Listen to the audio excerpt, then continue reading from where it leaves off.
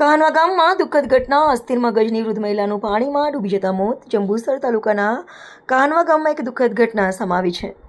ગામના રાવરીવગા વિસ્તારમાં રહેતા કાંતાબેન ઠાકોરભાઈ પઢિયાર નામની વૃદ્ધ મહિલા ઘરેથી કોઈને જાણ કર્યા વિના નીકળી ગયા હતા.